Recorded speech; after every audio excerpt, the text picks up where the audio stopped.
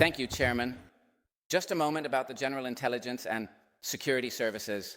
I have a very fundamental question about this regarding the performance of duties. My question arises from the following three facts. Fact 1. The AIVD has a legal duty under Article 8 of the WIV to conduct investigations into individuals and organizations that pose a threat to the democratic rule of law, and has numerous far-reaching powers to carry out this task. Fact 2. The AIVD describes in its report on anti-institutional extremism, dated May 25, 2023, that promoting the so-called malicious elite narrative is considered a threat to the democratic rule of law. And fact 3. In the Threat Assessment Terrorism number 58, dated May 30, 2023, it states that members of the House of Representatives also spread the malicious elite narrative and therefore pose a danger to the democratic rule of law. Does this mean, and this is actually a factual question, that the AIVD, as part of its legal duties, also conducts investigations into these members of the House of Representatives or the party they belong to? And if so, what powers does the AIVD have to carry out this task?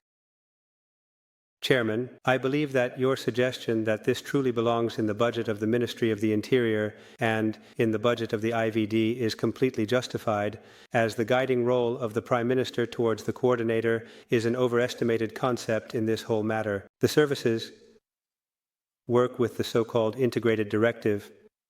This integrated directive, which is classified, is not solely drafted by the Prime Minister. In fact, it is developed through the Council of Submission and Security Services, which includes various ministers, chaired by the Prime Minister. This is the way in which the legal tasks of the AIVD are carried out through the integrated directive.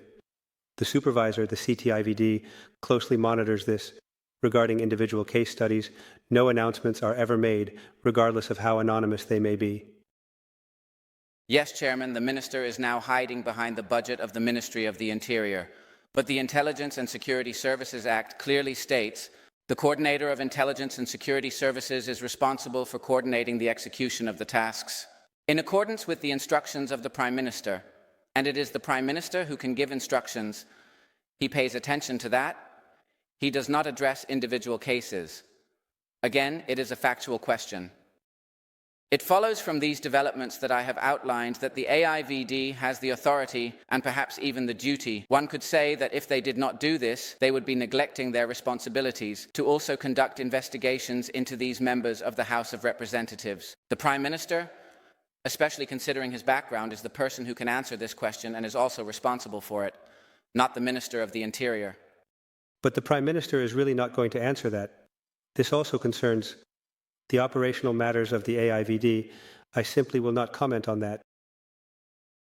Yes, Chairman, once again, the Prime Minister should simply answer this question. I have the right to information. It is once again a factual question, and in fact, the Prime Minister does not distance himself from the possibility that representatives, members of the opposition who express fundamental criticism of the government could be subjected to investigation by the AIVD and thereby be sidelined. Yes, that does not fit within a democratic rule of law. And if this course of action is indeed the case, then the actual threat to the democratic rule of law is not here, but over there in Box K. Chairman, I refer to the Oversight Committee on Intelligence, the CTIVD, and also to the CIVD, the Committee on Intelligence and Security Services of your House of Representatives.